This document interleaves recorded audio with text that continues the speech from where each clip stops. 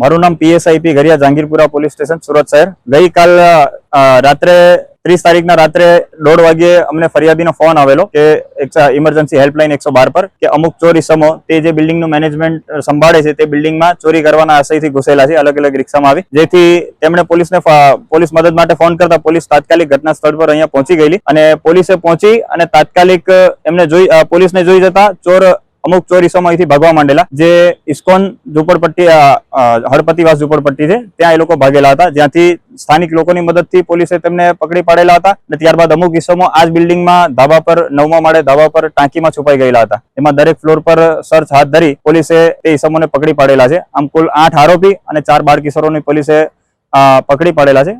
તેમના વિરુદ્ધ ડિટેન કરી આગળની કાર્યવાહી હાથ ધરી છે. આરોપી અલગ અલગ જગ્યાના છે. મોટાભાગના અમરોલી આવાસના અને અમરોલી પાડા પર અને છાપરા ભાઠામાં રહેતા આરોપીઓ છે.